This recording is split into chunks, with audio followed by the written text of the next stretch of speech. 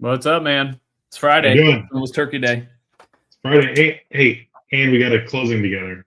We did. We had one this morning. It went very well. Yeah, yeah, it went great. Very I well. saw the property for the first time this morning during That the was the Powell first time you've seen walkthrough. it? Yeah, yeah, I've been in those units before, so I could speak to it. But Okay. the guy met the listing agent initially to go through it, and then called me, wanted to write an offer, wanted to find somebody to represent him other than the seller's agent. So got to sort of talk him through the whole thing, write the offer, look at the inspection report, and did the final walkthrough. Got to see it for the first time.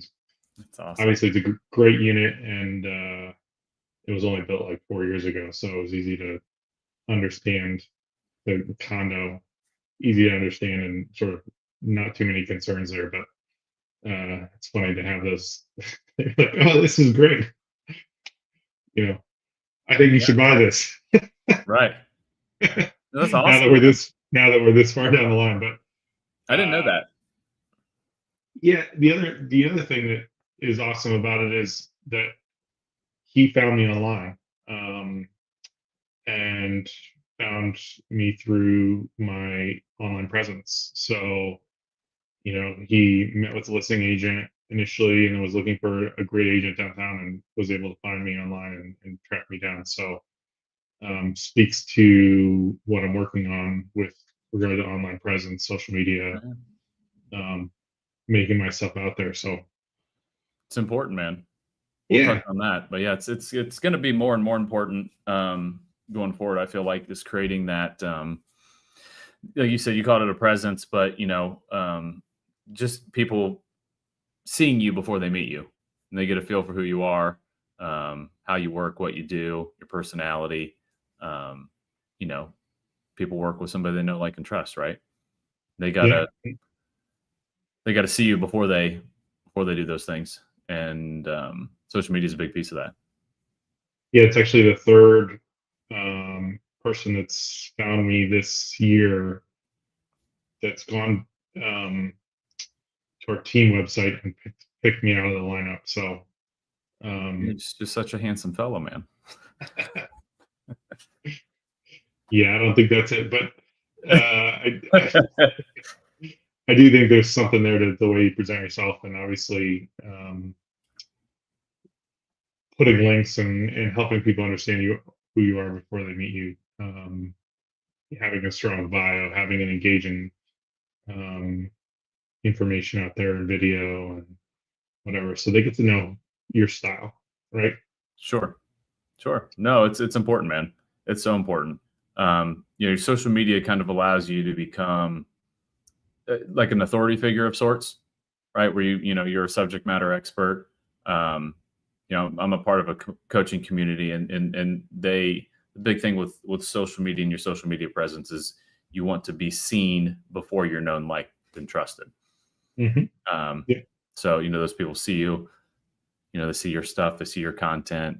They see what you're doing with the family. What your hobbies are. You kind of create that. Uh, I guess brand avatar for yourself for that ideal client. Who do you want to work with?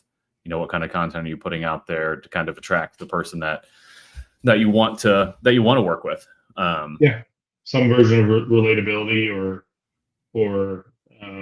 authority, right? You're Yeah, either someone that they um, see a version of themselves, or where they were, or, whatever, can relate in that way, or you become a trusted figure because of your knowledge yeah, and expertise, right? 100%, man. Uh, yeah. So um, another thing that happened recently, I got rated number 66 realtor for social media presence in the state of Ohio. Okay, that's good stuff. Um, yeah, Property Spark found me and found my brand online, and just started looking. And this is the second time I've been rated on their platform. I think it was um, I don't know, maybe 22 or something like that in Columbus a Hmm. couple years ago. But get an email out of the blue, and it's like, hey, we just found, we rated you number 66 um, on our site, and it's a pretty cool thing to be able to have them find you organically like that That's and super rate cool. you. Yeah, I mean, I'm working on my social media. I'm getting better every day, but it's something that I don't consider myself an expert in by any stretch of the imagination. So, but I know I got to just chip away at it and get better and put myself out there. So, to be rated 66 out of tens of thousands of realtors, Sure. It's good stuff. It's real yeah, good stuff. no, you're doing something right, right? Of course. Yeah, man. Um, so let's start with local news real quick. Just announced yesterday, Amazon is investing in Sunbury. They're building a $2 billion data center, um, 50 new jobs. I think one of the things that I just wanted to speak about is one, it's great that Columbus has been such a um, Attraction. target. Yeah, for data centers. And I think we'll see them here a lot more just because the build out of data centers is so necessary for everything that is online. And I guess the disappointing part about it is it's only creating 50 new jobs. Right. And of course, you have these enormous facilities. It's only creating 50 new jobs. I'd love to see more corporate offices or something that has more, More job I would opportunity. say, more job opportunity. Yeah. Um, but I guess Sunbury annexed a large piece of land, and that over time, there's probably some incentive there, like some Hmm. tax, short-term tax, like New Albany does a 15-year abatement on taxes, but long-term, hopefully there's some great tax incentive there. Um, and of course, a $2 billion investment is a huge chunk. Um, we're seeing data centers built. There's a brand new Google data center being built in sort of New Albany, Columbus pocket, and they're adding on to a data center across the street. Then I think Meta has the biggest data center in the country, Oh, really? I didn't in know that. that uh, annex section of New Albany. Sure. That's just to the east. So these are just going to pop up everywhere, and I guess the tax incentive long term is something that's really exciting. I guess I'm a bit maybe concerned about where the power comes from. Mhm. All these companies are talking about re-signing nuclear power plants that have Mhm. gone offline, purchasing them and helping bring them back online. Okay. I know the 3 Mile Island nuclear power plant was just purchased. It should be back online. There's a couple others, Oh, and wow. so I think nuclear is probably one of the ways that um, we might eventually see something happen here in Sure. Columbus Could be. with regard to meet electricity demands. I feel good and bad about being near so many data centers Right. in New Albany. I think the one thing is I think these power companies want that to be the last thing that goes offline or lose power. Sure. And so maybe we see a lot of that, but hopefully that doesn't increase cost of power locally because of the demand that those data centers are creating, because we have so many of them popping up and it's such Yeah. a new thing, and they're just huge consumers. So Well, the thing to, be mindful of is, in terms of what we do every day, and just kind of relating it back to, the economy here, and housing and affordability, and all of those things. I know obviously it's been covered at nausea, the amount of people that, that are flocking here, to fill some of those jobs. Um, and I think that we become a high profile target as a city just because of the affordability. And I know probably a lot of people who live here, they might not see it that way as affordability, right? With what some of the prices are now, but comparatively speaking, nationwide to other marketplaces, our affordability is much better. I'm interested to see the compounding effect of that and how that plays into property taxes and what those, look like 3, 4, 5, 6 years down the road, with price growth. I know I did a piece of content on that recently. There was a lot of nationwide, a lot of, tax issues on ballots state by state, because people are feeling it. So it's kind of interesting as you see these things kind of play, how that true into what we're working on a day-to-day basis, and trying to find suitable, affordable housing for people. Yeah, I think there's going to be long-term pressure on property taxes locally. Obviously, I don't see them receding, but we do have really high property taxes here, We do. as compared to a lot of other places around the country. And when you talk about the inflation that we've had with housing prices, with where mortgage rates are, and where we expect them to be long term, those things are not going to adjust downward Sure. in any big way, as far as we see. Right? There's no downward pressure there at the moment, or anything major. So I think that if property prices continue to increase, insurance costs, we know, are also something that's continuing to increase as well. The cost of owning a home here locally is going to continually raise over time, which is going to create great equity for people that do own homes, Sure. but at the same time become more expensive to move and relocate and move up and all those things. So I think that one of the ways that the consumer has the most control over the cost of living is voting for different property tax levies, and the way that property taxes are adjusted locally. And so there may be more consideration there about the different ballot items that come up. Yeah, man. It's and more pushback there, right? Yeah, it's just, I do, we've had discussions about this. I've been expanding in the Florida market, and while their price point is higher than it is here, taxes are substantially less. And that's a big part of, that affordability equation, right?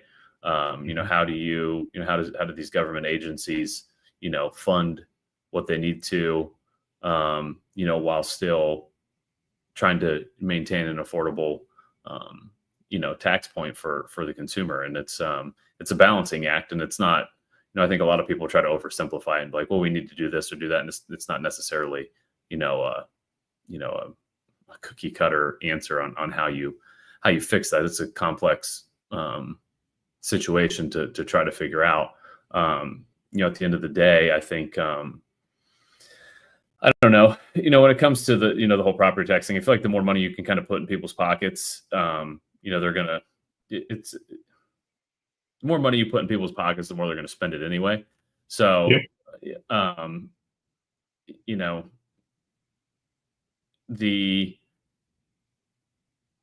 on the property taxes, it's like, if I can save X amount of dollars per month because my taxes are less, I might some of those people are just going to turn around and buy a more expensive house anyways.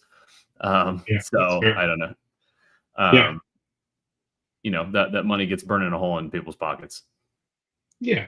But I mean, people want a nicer house, right? So right. If they can push back to be able to afford a nicer house, maybe that's what happens. I mean, that's kind of how I feel about it. But yeah, I've done some content on that recently. Just a lot of my stuff's been on affordability.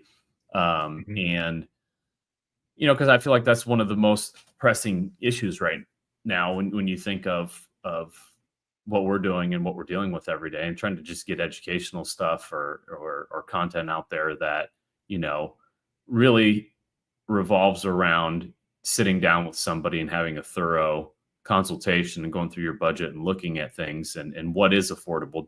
Don't not relying on some online calculator or, some news article that you read that says rates are this, or, sit down with somebody, go through it all. And that's kind of, been the overarching, theme for stuff that I've been putting out anyways.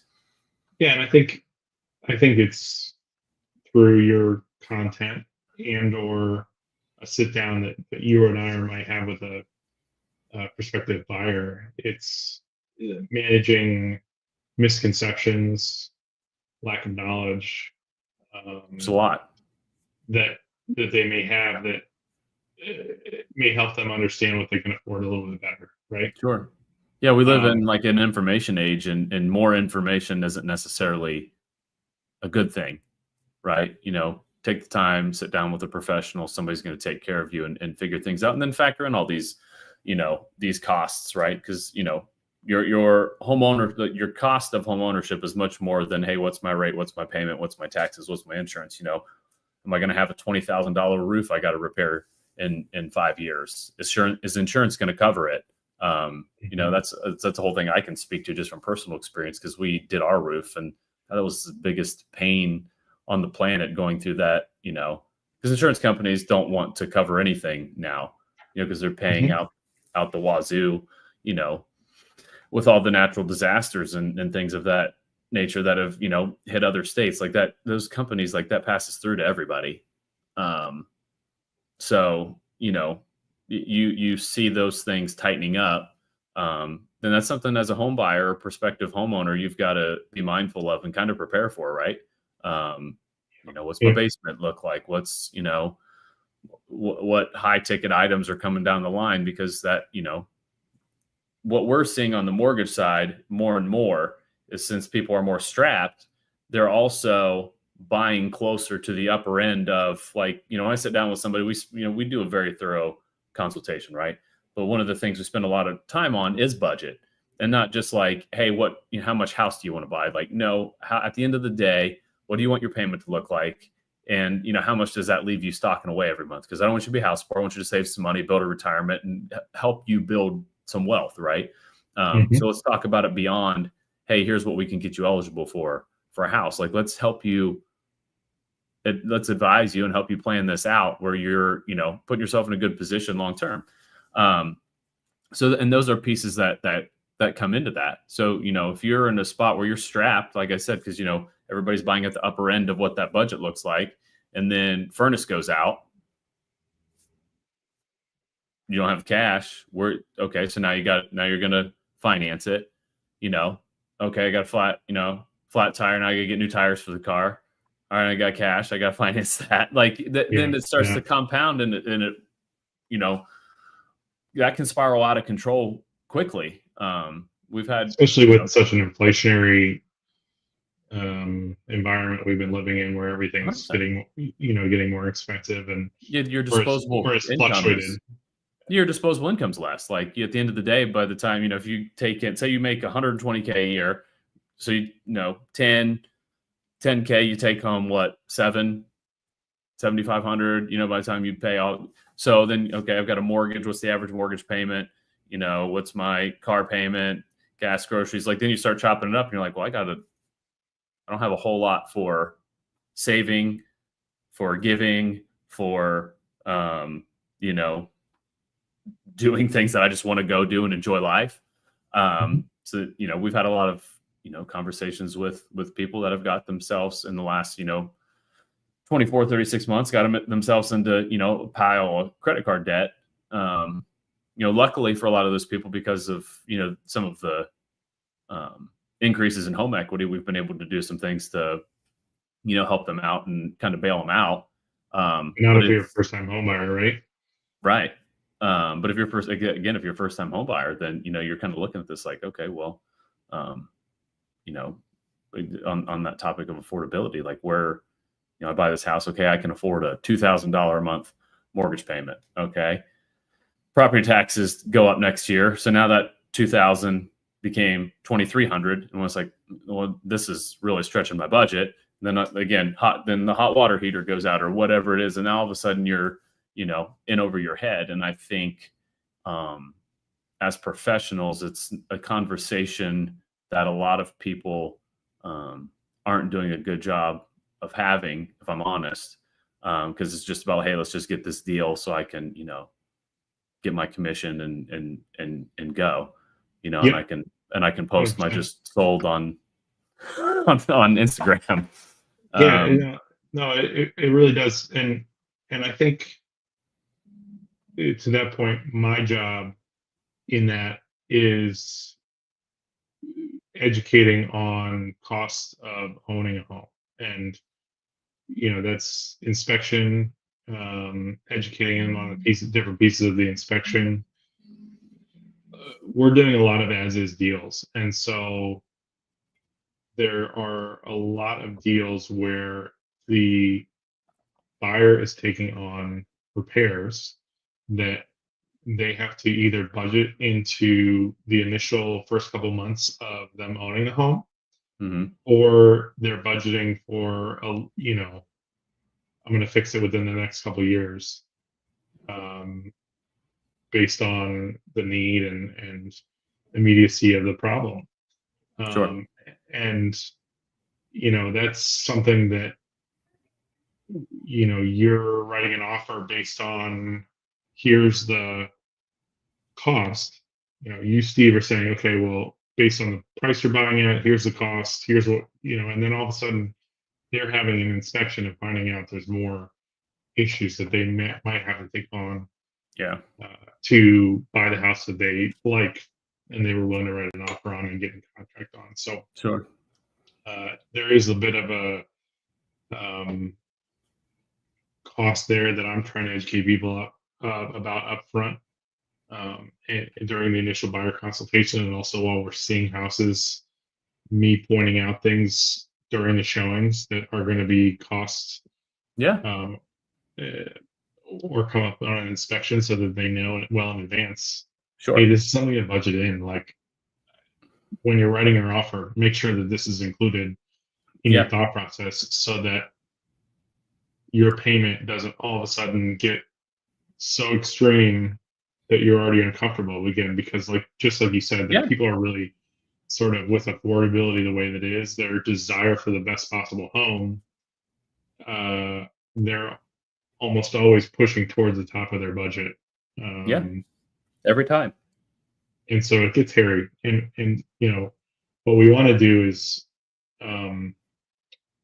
close the deal and get it to closing, but we want to do it in the way that puts them in the best possible scenario. Sure.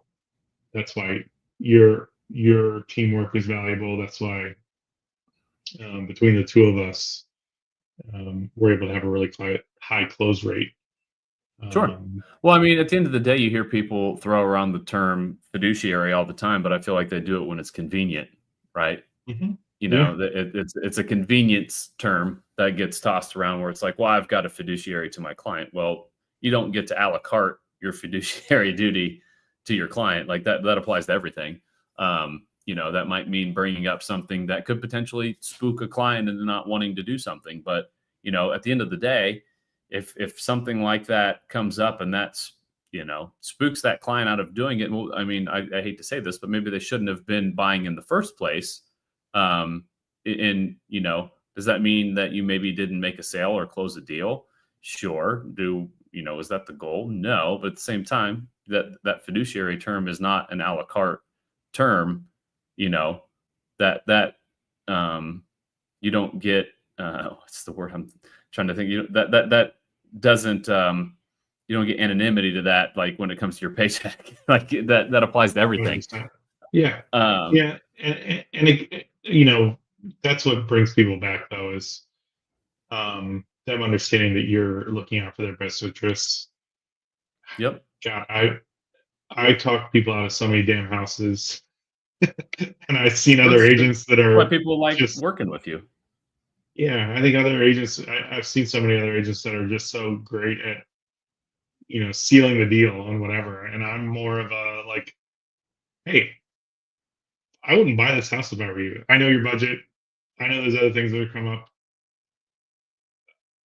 I Where see. that lender realtor relationship is ultra important, right? It's very important for you to work with, a lender that does a very thorough consultation and understands budget and communicates that well with you in those discussions. Because a lot of times, when it comes to budget stuff, clients don't want to share things that, there can be some embarrassment. Like, I don't want to, I don't want them to think that I can't afford. There's a lot of pieces that go into that, right? So it's Mhm. very important to work with, a lender that covers all those things, communicates those well to the real estate agent involved, and they're kind of working, in unison with one another, where everybody's on the same page. We know what budget is, we know what we're looking at, and then that way, you set the buyer up for success. And then at the end of the day, that's going to turn into more transactions, because those people are going to be the first ones that refer you someone else, or singing your praises to somebody at the office, or somebody at the, soccer game, or whatever it is, that, hey, you need to talk to my guy before you do anything. Yeah, it's funny.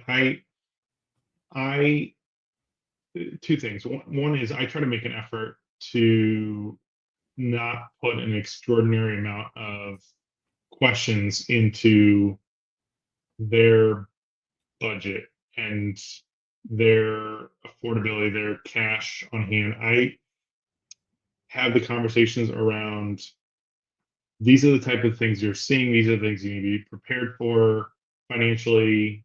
And then, when I know that I'm linking them up with a really good lender who's going to have those conversations, it as long as I'm having touching the right pieces, where I'm talking about appraisal gap coverage, where I'm talking about their down payment and what they're comfortable with, and talking about where their payment is now, and hoping, not hoping that rates are going to get better.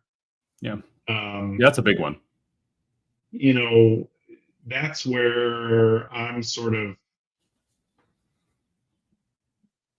I going, cringe every because time I hear somebody talking about, like, well, you're going to do Z, and then, we can always refinance. It's like, they might, but they might not. We also thought rates were going to be in the 5s by the end of the year. And here we are, the average. I don't like doing this on a podcast, but I'm going to do it anyway. Do it. Let's hear it. Mortgage News Daily is 7.03. Wow. An even better tool for people if you're ever looking for mortgage averages, like Google, if you just Google 30-year mortgage rates, there's like an interactive chart where you can like kind of put your credit score range in there, adjust for your down payment and purchase price. So it's a little bit more accurate potentially to your, scenario. And usually when you do that, you get a higher rate than you see even on those averages. So tell me about the rate conversations you're having, how you're prepping Sure. buyers. And I'll just start this off real quick just by saying, the conversations that we've talked about recently within our team is, listen, rates are not expected to move in any extraordinary way. Really be focused on, does this work now? And there's no reason, especially when the market's sort of a little bit of a buyer's market at the moment, Sure. before we head into spring, is there a way that you can get more concessions, more lower price, better deal during this time, rather than sitting around waiting on your hands for the rates to improve? Yeah, no, I kind of relate it all back to, you're not going to time the market perfectly. So whenever I discuss, rates with a client, we kind of talk where the averages are. I start there. Because I also like to illustrate for us specifically, like where we are in comparison to the averages, because we're generally going to be lower. So, I start the conversation there. But even before we get into the rates, I start, the rates are what they are. What's more important is your budget. Like what can you've got cash coming in, you've got cash going out. The rate, of course, is important and it plays into that, but let's start there.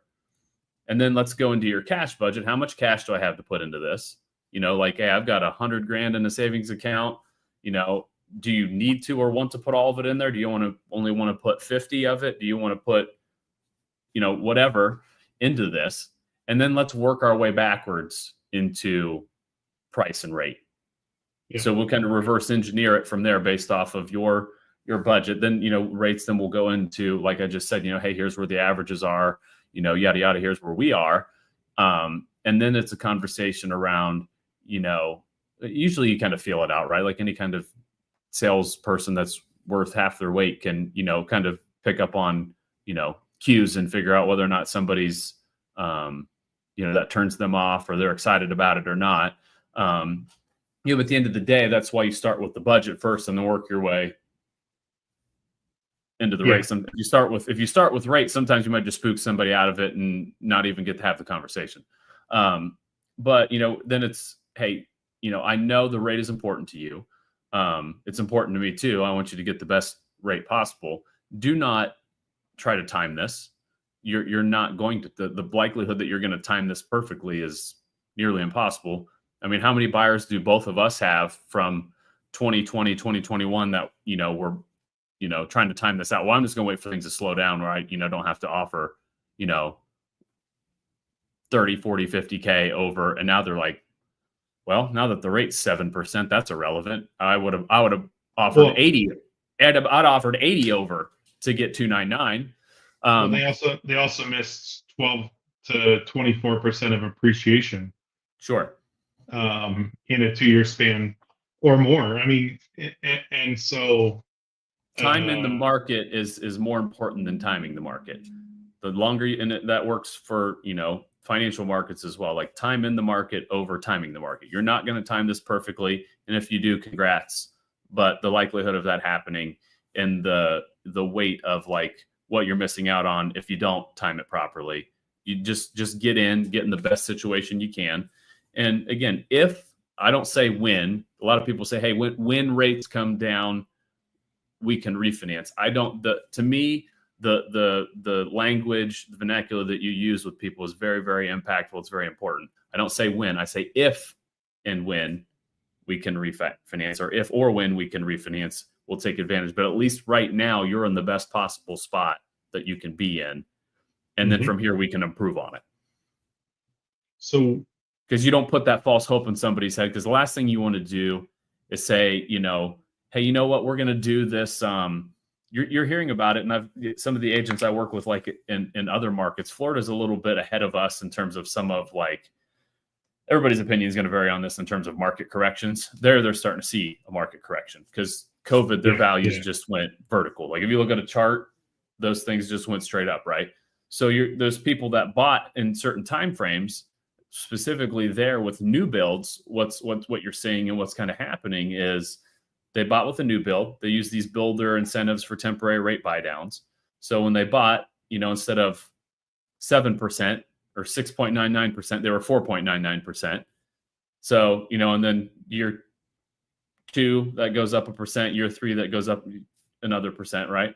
And then in the meantime, those property taxes fully catch up. So now all of a sudden, insurance, right? And then insurance jumps up. So you've got, my rate went from 499 to 699. My property taxes are now, 8, 9, 10 grand. And my insurance went from, $200 a month to $400 a month. Well, I can't afford to live. My payment just went up $1,500, right? And then, the values are starting to level off and in some cases draw back. So then they're reaching out to, the agent, maybe they use to buy the place. It's like, hey, I got to sell this. And, if there's a correction, they're like, so you're in a tough spot, right? So again, kind of bringing that full circle, what is the best situation we can get you in right now? Let's not bank on something happening in the future because you don't know, what things are going to happen in the future. I actually have on another monitor here, scripting for content I'm going to shoot this afternoon, and one of them is Fannie Mae's predictions. They just completely redid their housing predictions for 2025 because now they're saying, oh, rates are going to probably be in the sixes, through 2025. So this whole like, hey, rates are going to do this. These projections that in these articles that people share get changed multiple times. So like, stop, looking for some nugget in the future where you think things are going to become drastically different. Get yourself in the best spot, and then whatever happens is going to happen. You're not going to predict it. You're not going to time it. I think they went from, I'd have to pull it up. I don't have the stats memorized because I was just reading it earlier, but like the housing sales dropping from like, an 11% climb to like 4%. Like it's a drastic shift. So, that the predictions they just had before they came with these ones were not that long ago. They're just a few months ago. So like, information comes out and markets change and things adjust going forward. So, when you're a client or somebody looking to buy a house, you've got to deal in the here right now. What can I afford? What can I buy? What's this do to my budget? Plan for those things that could, change variably, insurance, taxes, whatever other costs those might look like. Give yourself a buffer. And sometimes that, unfortunately might mean like, hey, yes, I want to buy an $800,000 house, but that might mean I might need to look at $600,000 houses. That's an uncomfortable, unpopular topic that, people that do what we do don't necessarily want to bring up. But it is what it is. Yeah, it's so funny. I mean, I think we're in a particularly interesting time because inflation is coming down. And to that point, we're in a situation where inflation can go back up pretty quickly. And it feels like it feels like every CPI report, every jobs report, every Fed meeting, we're seeing this sort of prediction market go up and down and up and down, and it's a pinball machine. It just proves to you that really nobody knows what's going on fully. Nobody can predict what's going to happen. They were predicting 6 cuts by the end of the year. We're going to get 2, maybe 3 in the Fed funds rate. So you just can't bank on that. Go after what you can go after now, and then like you said, if an opportunity presents itself in the future, well, then you just have an opportunity to save more money in the future for your family, for your social life, for your vacation fund, for the next house, whatever you want. So for sure. Yeah, don't strap yourself. That's my number one advice to people. Just don't strap yourself into a position that you can't get out of. You just can't do it.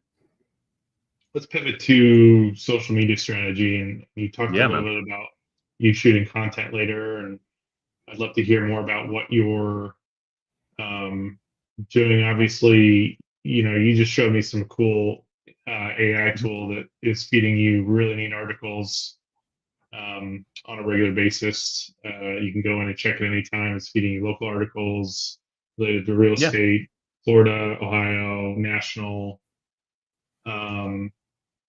Tell me a little bit about that, and then also speak to me about you're shooting content very regularly.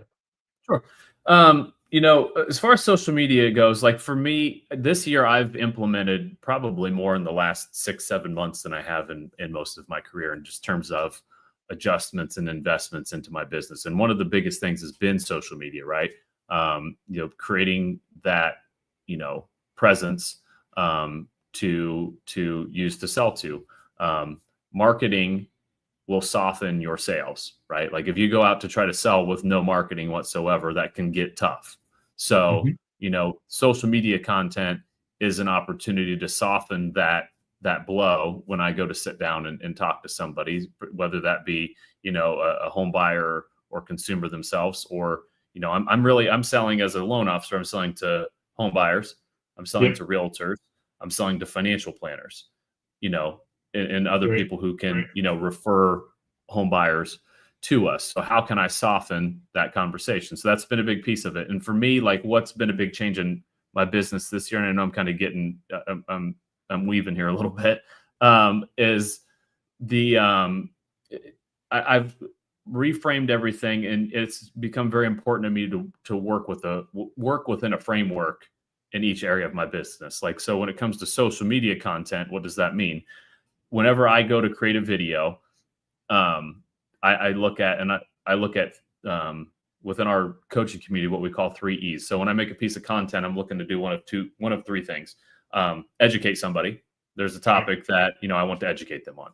Mhm. You know, whether that's a loan program, whether that's something with an article or local real estate news, whatever that might be, I want to get that in front of them. Number two would be empower them. So, you know, maybe that's sharing a success story about how somebody else overcame an obstacle to buy a house, or, you know, whatever that is. That's something to make a potential person feel good about working with us or taking that next step. And then the last piece is entertain. And entertain, not necessarily, I mean, you can, it's not my cup of tea. In the sense, not necessarily in the sense of like doing TikTok dances, but like letting people behind the curtain, and letting them, you know, see the person, right? Yeah. So Yeah. when I'm posting, it's educate, it's Empower. empower, and entertain. And it's got to fit in one of those. Otherwise, what I'm probably posting is, you know, some sort of, hey, look at me type of thing. And Right. what I like to do with my content is, instead of look at me, come with me type of thing. So let's like reframe that, right? You know, not trying to get somebody to say, hey, look at what I'm doing. So whenever I sit down and I make content, that's kind of the framework that I start within. You know, and where I go with that week to week can kind of vary depending on, you know, what I've had go on. Whether I had a, you know, the last couple of weeks, it's been a lot of success stories. You know, we've you know, had a couple of unique things we've done recently. I've done a lot of reaction videos, and that's more from an educate standpoint. And it's also an entertain piece too, because it's like, you know, you let somebody behind the curtain a little bit in terms of your opinions on things and popular content, or maybe, you know, What do you think a about it? popular figure says X, Y, or Z, you know, and people think, well, man, well, so and so says that, you know, maybe I've got a contrary opinion to what that might be. You know, so you try to do what you can to be as engaging as possible. You know, and then, yeah, I think from there that establishes, you know, that brand, which then, you know, allows for that conversation to start. Right. So, Right. you know, for me, I like to do that. You know, I kind of batch shoot everything. So I'll like sit down in a few hours and time block. And I know it's one of the things we put on our list of potential to talk about, but like, I've become very, like, my schedule looks like a kid with Tourette's threw up on it with crayons. So it's like, you know, I'm very intentional about my time. So, you know, if I'm shooting content, I'm shutting out all distractions. You know, I'm closing out windows. You're not hopping on Facebook looking at 5 other things. It's like, okay, I've got these 2-3 hours. I'm going to batch my ideas. And then throughout the week, you know, speaking to the articles, like if I see something that like sparks an interest and I'm like, oh, I might want to shoot an article about that. Like I have a folder that I'll kind of pull those articles and throw them all in there. So then that way, you know, Yeah. before I go to kind of ideate what I want to talk about, I'll go in there, kind of go through some of those things, you know, and go from there. But that process or that framework for anybody is where you have to start. You know, who's my ideal client that I want to attract? Who do I want to work with? Mhm. What do and then from there, educate, empower, entertain to attract that person. So one thing for, you know, in the last, I think I started doing like full time content stuff probably July. and I'm starting to get much more narrow in terms of my focus and in terms of topics. So one of the things How have like you next seen that affect your business? one of the things for me, because again, going back to what my main, my job here is to make the phones ring, right? Mm-hmm. That's, I've got a team in place. I do all the initial consultations, all the rate lock consultations. I've got a team that handles, getting file from A to Z. My job is let's go make the phones ring. And with social media, what that's done is I've been able to engage much more actively with other people's content than on social media, and then turn those into opportunities. Because when you are engaging, okay, who's this guy? Let me go see what he's doing. And then they go to my page, and then there's like, well, this guy's got like videos for days on here. And, you got to think about it like how you go look at content, so you're like, oh, this person's got a lot of stuff. And you start kind of swiping, scrolling through. And then subconsciously you become, whether you know what you're doing or not, you become somewhat of an authority figure just by 100%. having it out there. So then that's just started more conversations, more so than anything, which then has enabled the phone string. So not necessarily for me, it hasn't been like, hey, I post all these videos and leads just start pouring in, from Instagram. Because Instagram's where I do most of my stuff, 90% of it. But it's more about, okay, let's create this, authority figure on a subject matter. And then behind the scenes, I'm using that to position myself for conversations with people to demonstrate the value that I add to what they're doing. And then at the end of the day, I think more and more people are wanting to do content. So it gives me an opportunity to, sit down and even just brainstorm with them. Like, okay, well, what do you want to like? Let me help you with it. Not necessarily get on video with you. You go do your videos, but like, can I help you, solidify your process in terms of your ideas and how you ideate and, how you script and, what you're doing. That at the end of the day is more impactful to somebody's, a realtor or somebody's business than, us doing some sort of Zillow spend together, whatever other thing. Like, let me actually invest into your business, Right. as opposed to, some other avenue. Well, I think that's important. I think that this figuring out a way to help raise the tide, Yeah, give people the market opportunities, space right? is shifting, right? Like, to me, I had this conversation with someone the other day. The loan piece of what we do, for me at this point in my career, is the easy part. I can figure out a difficult loan or, whatever it might be in my sleep. Like, that's not, it's almost like a prerequisite. Like, if you can't figure out that part, then, you going and doing a bunch of social media marketing is a waste of time. So you need to figure that part out first if you don't have that. But at this point, that part is dialed in. And I've got the Right, and you have people the systems, you have the and the people in leverage process with, to get from A to B. So okay, now yeah, now that I've got that in place, let's go dial this in. Let's go make the phones ring. And then I'm also one thing I'm doing in this next year is getting a little bit more narrow in my focus in terms of the type of person I want to attract with my content. And then letting people behind the scenes a little bit more. That's not something I'm great at.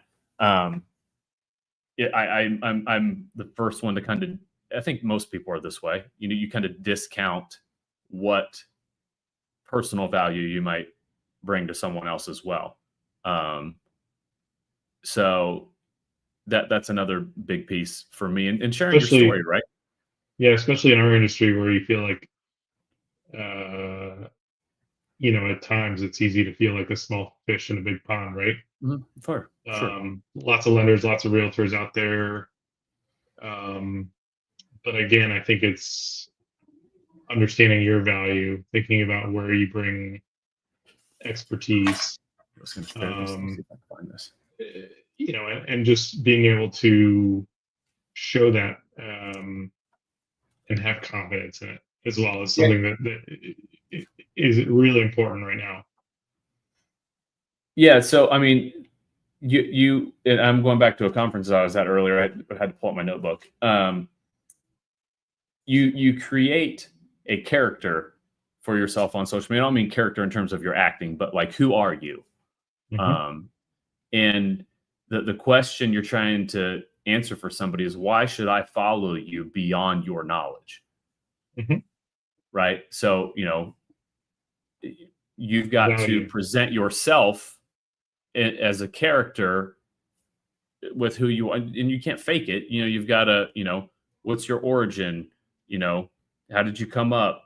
Where are you at? Presently, have some vulnerability. And you never know what you might say or something that you do how that might resonate with somebody. And again, I think you go about your content in a way of, I think if you approach it from the standpoint of like, hey, how is this helping someone else? Hmm. You're going to go way further in terms of like, it's easy to fall into a trap. Like, what can I post that's going to get the most people to look at it? Hmm. Right. I think that's an Right. easy trap. People fall in like, I don't want to post that. I don't know if many people will look at that. I We think know that's people. I think we know people that will post stuff right. that's Well, you see how some of many. I'm going to make somebody mad. I don't care. Like, you see some of these like listing videos and things like that, or you see stuff people post, and I'm like, what? I mean, this is obviously a ploy for people. Hey, look at me, right? Hmm. Like, who Hmm. are you helping with what you just did? You're not helping anybody. Um, and that's not to say there's not a time and a place for having fun with things, but at the same time, if that's all you're doing, that's your social media strategy. Like, I mean, the probability that you're just going to become the viral person is not high. Um, Right. and so when I'm, on top of the three E's, it's like, okay, what can I create that is going to help someone else? And if you do that, who do I want to help? How do I help them? Create it. At the end of the I- day, you're going to get way more traction if you're consistent. the other thing that you sort of touched on there that I think is really important is there's a lot of realtors out there that, and this is, yeah, definitely gonna get me in trouble. Um, I think we'll die on this boat together, Steve. But That's fine. uh, there's a lot of realtors out there that focus on like doing a listing video that gets as many eyeballs on it as possible. The problem is you are, putting on a costume or putting on, doing something crazy, and the in most cases the only thing you remember is the crazy thing you do. You don't take in the house. Yeah. And so, you couldn't you have somebody watch the video that can't tell you anything about the house after they watch it. They're just focused on you, and sure, it's a way that you can bring a few extra people to your page or whatever. Sure. Yeah. Maybe get some more, but You can sprinkle that stuff in, but if that is like your content strategy, it's just yeah, that, right. let me be as outlandish as I can be. And that's not to call out anybody for any videos. I mean, that applies to a lot of things. Like, I guess if that is your personality, where you're at least being authentic, sure. But I feel like we're in a space where I was debating whether I wanted to go there, but you hear people talking, hey, the commission topic, for example. Yeah. I'm Hmm. I'm worth X, right? Hmm. This is how I demonstrate X. But if you're gonna go wear a chicken costume, like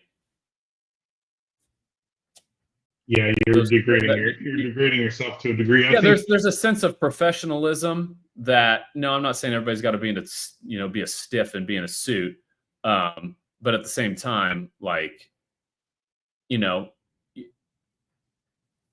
who am I going to help? That's going to get you your dollars way before you do anything else. Who can I help? How can I help them? Where is there a need? And it puts you in a place where you're looking outside of yourself. How do I serve someone else? And you're always going to put yourself in a better spot. Um, Yeah. And are you doing the listing video for your client, or are you doing it for you? I mean, that's a big piece of it. Is like, oh, I'm gonna do this amazing video and we're gonna get tons of eyeballs on it. But at the end of the day, if you're doing it so you can get more views on social media and you get more And don't get me followers. wrong, get your views, get your people on your page. I mean, sure. But I mean, But yeah, I'm with you. there's a level of who are you doing it for? Sure. And so 100%. don't sit there in front of your client and tell them, I'm doing Educate, empower, entertain. Right. If it fits there, it's probably going to be fine. Otherwise, and again, like I said, it's not that you can't sprinkle in some of those things, but if it's just like constant, LOs do it. The one thing I've seen with loan officers, and I've got a gripe with this, is, and I hope they all see it. I hope they all get pissed about it. Sharing your production. Mm-hmm. Nobody cares. Nobody cares your production numbers. I mean, maybe a realtor somewhat, somebody can see, I sold however many houses, but for a long, there's no context to that. Like when you put that out there, that comes back to, hey, look at me. Yeah. And a loan is an inanimate object at the end of the day. Right. There's no, and how does there is no context to the consumer for what that even means. Like you got to put yourself in their shoes. And if I'm a client and I'm kind of scrolling and I'm connected with you on social media and I'm like, oh, I think that's good. I guess. Yeah. You sold, or you did 10 loans. Is that good? I don't know. You know what I mean? There's no context. Nobody knows what that means. Yeah, I've just got, I'm not an expert, like I said, I've just got started, getting super serious about content in the last 6 months, but it's kind of funny once you get into it and you start engaging actively with other people's things. And that's the same for, I guess, a tidbit of advice, even for agents. Like I'm engaging in other realtors' content. And then in my past clients' content, if I've got a client that, Bobby scored his first soccer goal, I'm going to engage in that and I'm going to comment on it. And you know what I might do? I might send them a card in the mail or something like that. So you can use your social media and your presence on social media to connect with people. That's what it's there for, is to connect. Everybody has, it talks about like a CRM. Your social media is your CRM. It's a CRM. Yeah. It's one of your CRMs, right? Yeah. So, I mean, and if you don't have all your clients in there, what are you doing? Right. At least the ones that are active on there. Because there's so many opportunities to engage and interact in a more foster that relationship. Yeah, in a more personal way too, where hey, your CRM's probably, sending just marketing generated type stuff. Hey, here's my home value. Hey, here's this article. Here's that. How are you connecting with somebody on a personal level?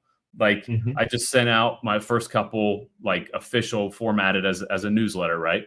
One of the other things I'm working on is, and I'll have it out here in the next, well, not next week because I'm going to be in Mexico, but the following week is a client newsletter, but not in the sense that most people do them, where it's hey, the same thing, hey, here's your home value, here's this article, here's what's going on locally. I want to connect personally with people.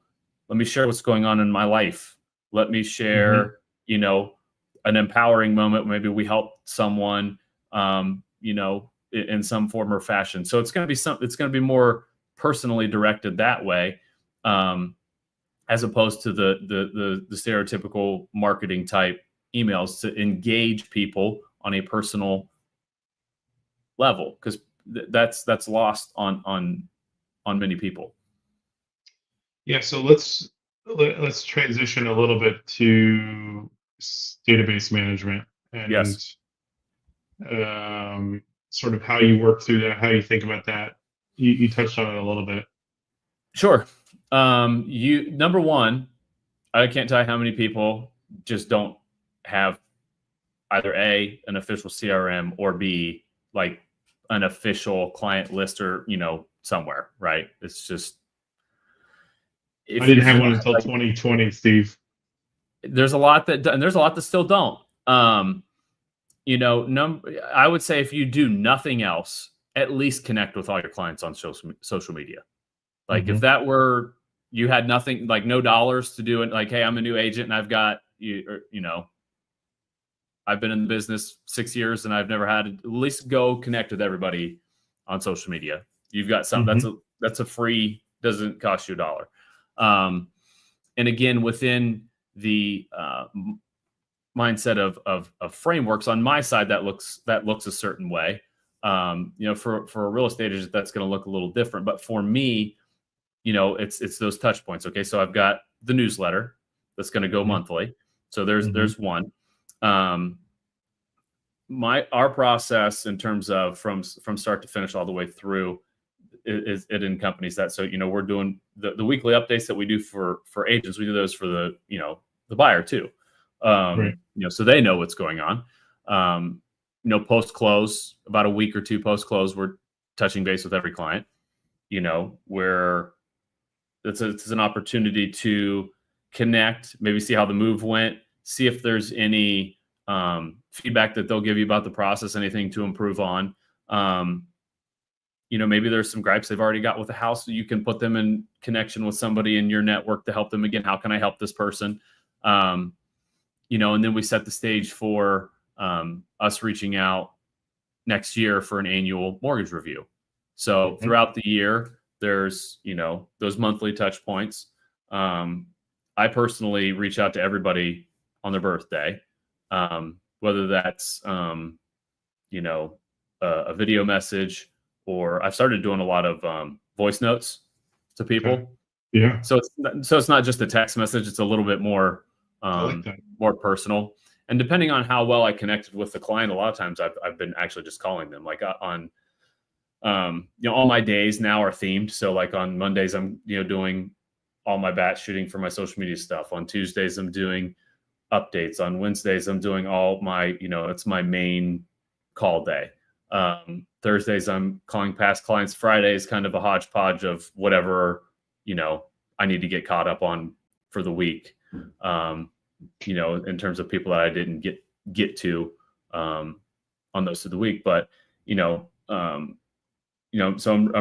reaching out on birthdays. In a lot of cases, I'm calling them now on their birthday, or at least the week of, like on those, Thursdays when I'm doing past client outreach, I'll call everybody that's got a birthday in the whole next week. And I'll just time block a couple hours, and, if anything, and they pick up the phone, I take 2-3 minutes just to connect and say what's up and not talk about anything, even mortgage related. So my CRM and through Cutler, we have like a custom designed CRM, and my CRM is a lot of it's focused on touch point automation, right? And so a lot of the pieces that I'm doing are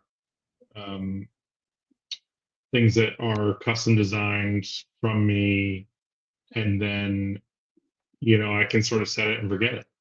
And then that allows me to then focus on the social media touch points, like you were talking about, engaging with people, communicating with them through phone call, text message, whatever. It allows me to focus on that, where I'm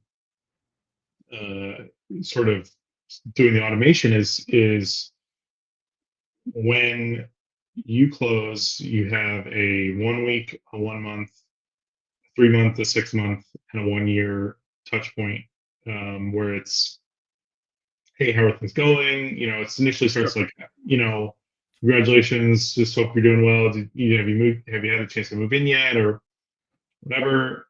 If they got possession right away, then it transitions into, hey, what are you liking about your neighborhood? Tell me a little bit about, is there, you have a favorite coffee shop, you have a favorite restaurant? Touching on those sort of things in the middle, and then have quarterly emails that go out that have sort of a, here's what's going on in your market. It's going to hit like things that have sold in your neighborhood. It's going to hit things that are on the market in your neighborhoods. Give you an idea of where the market is headed. It includes graphs and has a sort of price per square foot breakdown, sort of leads you to where the market is currently at on a quarterly basis and give you an idea of what's going on around you in case you're not monitoring that. Then we have a monthly newsletter that goes out, has, you know, some events that are local. It'll touch on some local news. And then additionally, it'll have market updates like statistics for the individual neighborhood you're in. And you can sort of play around with that and see stats of, Sure. on a month-to-month basis, on a year-over-year basis, here's where we're seeing the sales and stuff. And so you have that statistical piece, you have the personal piece, you have the value piece where you're saying like, okay, here's some fall things to do this fall locally. Some great local businesses are having events, things like that, and just sort of giving more Sure. value in that regard. Yeah, no, that's good. And the other piece for me on like, so there's just so many opportunities that are missed for database touch points. Everybody, it's so everybody's like, hey, where do I get the next client? Where do I get the next client? Like an acquisition of a client, right? Well, you've got a whole database of people that could be referring you clients. You need to be working that is a much more sustainable way to feed your business than, hey, where do I go find somebody that wants to because the conversion rate's totally different. I mean, through the roof. Yeah, you're looking at 50 to 60, I think it's 66% for people in your database versus 10% at best. Yeah, 10% would be good. Yeah, 10% at best for certain types of leads. But you know, the other thing that I'm doing as well, so I have automation of social media. So I have blogs that are coming out through my team, and then blogs that are coming out through my brokerage that are going out almost daily basis to LinkedIn, Sure. to Twitter, to Facebook, that are all just sort of informational, educational, whatever, that are all going to provide some value to different people. Then that allows me to feed in gaps with on every space. I'm doing Facebook, I'm doing Twitter, I'm doing YouTube, I'm doing Instagram, I'm doing LinkedIn, I'm doing TikTok, and I'm just like slowly doing all of those rather than just hammering one over and over again. And certainly like Instagram to a degree is where I'm focused.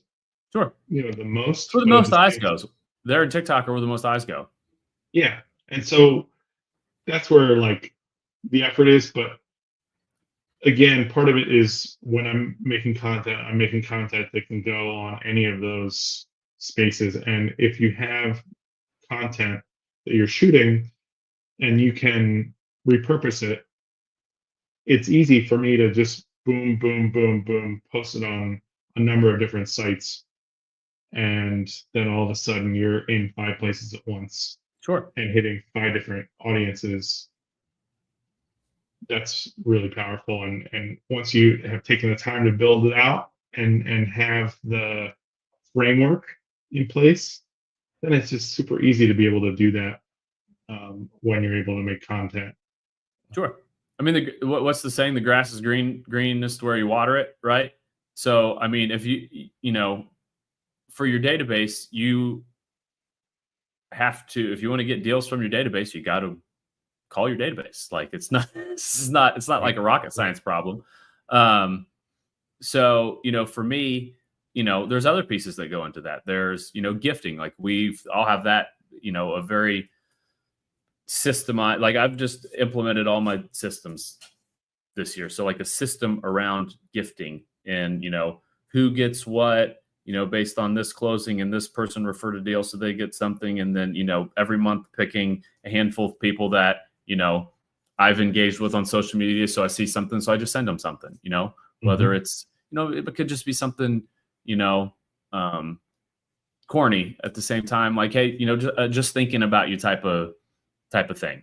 Right. The mailman must have missed me today, Steve. I But I mean, when you look at managing your database, that's, you know, that's where those like, I know most people just think, well, I did a good job. This person's going to refer me and they're going to use me again. And that is a moronic way to go about your business and just assume that that's going to happen. Will it happen some? Sure, it will happen some. But, you know, I think the NAR put out some stats, like there was, you know, some insane percentage, like north of 70% of people said that they would use their real estate agent again, but only like 20% of them, or some a percentage much lower, actually did. And that just proves the fact that, like, no matter what you do, you have to stay in contact with people or you're out of sight, out of mind. These are people that had a good experience that are like, hey, yeah, I would use my person again. And then they never did. And that's criminal, because you just didn't, like, that's like layup. That's a layup. And you just let it go. It's how can you provide value? And, you know, I started laughing because I'm thinking about, you know, I spent some time living in Chicago and have a bunch of family there, and just went back to visit this weekend. But one of the jokes, you know, in Chicago is like, I got a guy for that.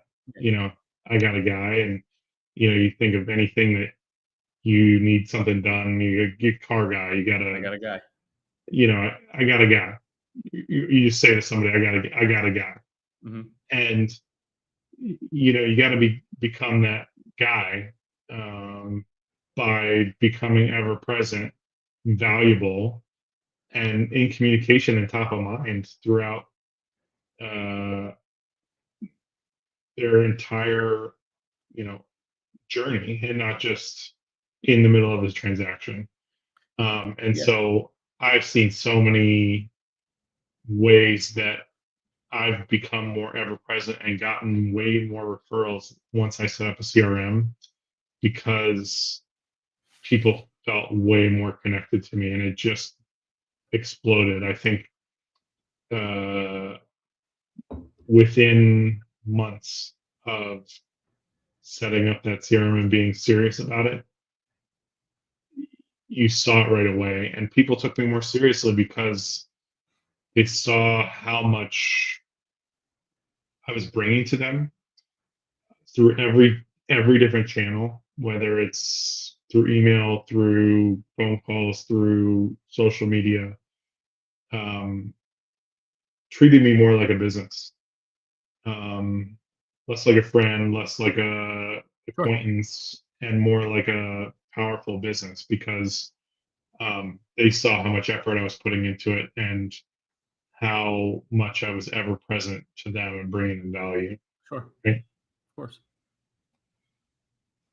It's good stuff, man. Yeah. And a lot of it, man, I really feel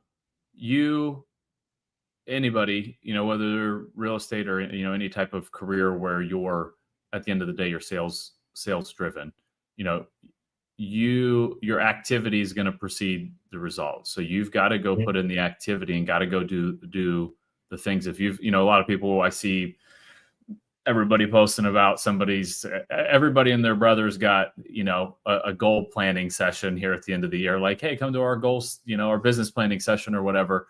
And, you know, that's all well and good. Set your goals, set your targets.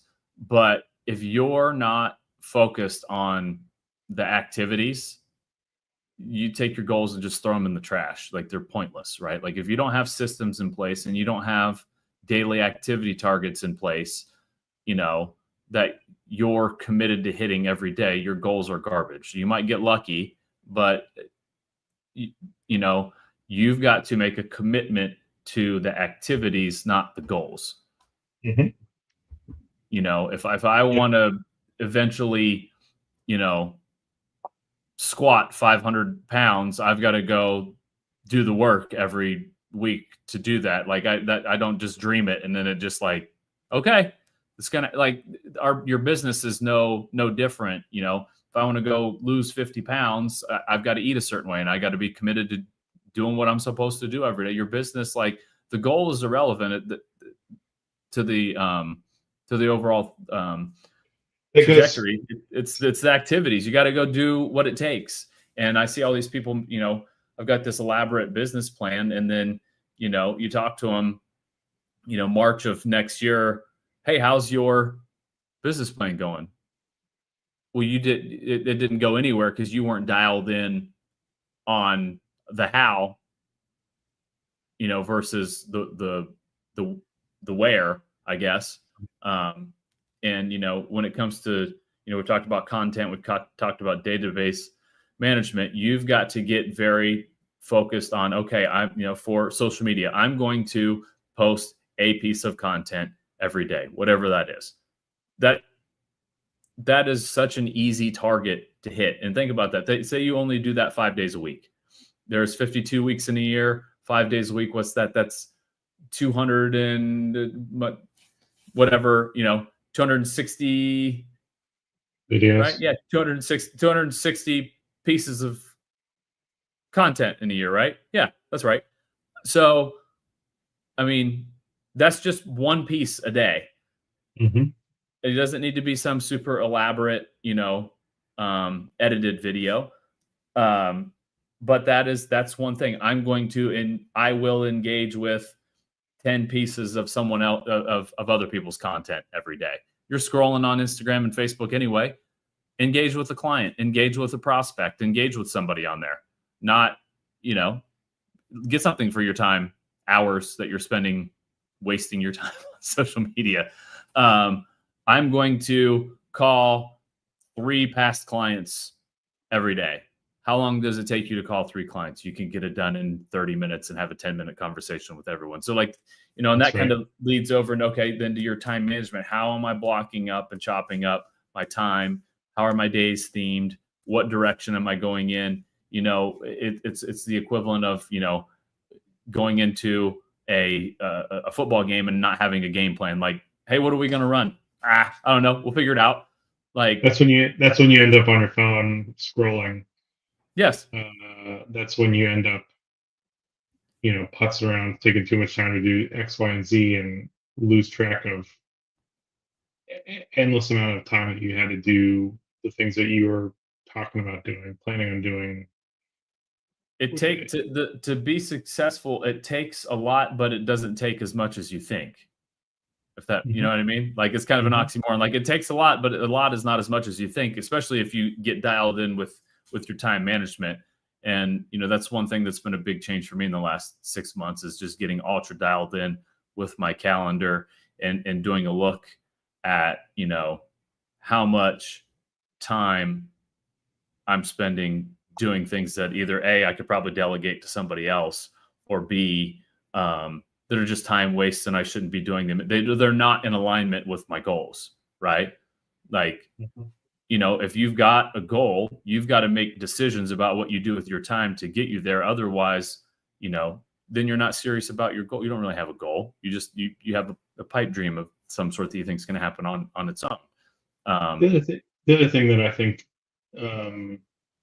is important, I think, to that effect, is treating your brand like a business and working on that brand from a lot of realtors just focus on the deals, working the deals, whatever. And I think that the more you focus on building out a platform, building out a loudspeaker, building out a megaphone, and also a landing pad, a place for people to find you, a place for people to learn about you, the more you focus on that, the more you're going to find organic deals, the people that come to you, that want to work with you, that choose to work with you, have more trust, make it easier to convert because they have the trust. I think there's a lot of realtors I know that just sort of sit around and wait for deals to come to them, and they're sort of ho-hum about it. Sure. And, I mean, you've got to call people to action in your social media, right? Like, you've got to have something of value. What can I give away to somebody else that's going to help them with value? And then how can I have a call to action from that? Yeah. I mean, I love that piece, frankly. I love that the piece of sort of focusing on adding layers on top of just what I do every day, how I Sure. service a deal every day, adding layers on top of my business over time, Sure. while creating the automations, the leverage with um, transaction coordinators and other people in my team that are doing work for me. Sure. Creating those layers as I add more stuff that is just adding to the amount of deals I can take care of over the year. And when we've had the slowest year since 1991, it's still created a sustainable business where I've had a great year um, in spite of it. So, I mean, there are deals to be had, but you got to go find them and you've got to be mhm, seen. So if you mhm, think you're just going to do what you've always done to have success, that it just isn't going to work that way. Um, yeah, and in addition to that, why not go get those things done and put them in place now? So if the market does shift, you're going to be so far ahead of, you're going to be lapping everyone. I mean, mhm, why you're not going to build the plane in the air if the market takes a turn. Go get your processes in place, get your things in place, so that way, if and when things take a turn and volume picks up, you're already running. to You got a head catapult, start. right? Yeah, Yeah. exactly. There's no, um, you know, that's one of the things, like early on in the year, like when I invested in coaching and invested in some things in my business, I was like, you know what? Um, Logically speaking, like if you just use just general logic, like does the timing of that necessarily make sense? Maybe not. But I'm like, no, when everyone else is, finding a way to just be sustainable, I'm going to dig in, I'm going to invest more, I'm going to do all of these things. So that way, one, they're in place. And then two, whenever things do eventually normalize, I don't like using that terminology, but whenever they do normalize, it's there. And I'm gonna lap you. Mhm, Um, and good luck catching up, because you're not going to be able to, because you'll be too busy to get any of those things dialed in. Um, use those things as an opportunity, um, or those times as an opportunity to invest and grow your business, grow your knowledge. Like, how much time are you spending reading and studying your craft and your sales and consumer psychology, and whatever it is, books on time management, books on marketing, there's so much out there that you could be doing to grow your business and grow your knowledge, to put yourself in a position to take advantage of things. And it's the people that aren't doing it will be the first ones complaining when they don't get what they want. um, that's right. it doesn't grow on a tree. Hey, instead of going out one night, maybe you're a couple nights a week, you're going to stay home and like, hey, I got, I'm working on my business. Like, Mhm, that's right. maybe you got to cut people out of your circle because they're not in alignment with your goal. But that's my TED talk. Well, on that note, this has been another episode of Game Plans. Thanks for joining. Thanks for listening. Yeah, everybody, thank you. Uh, Share it with like a and friend. subscribe. Yeah, share it with a friend. Follow us on YouTube. Peace.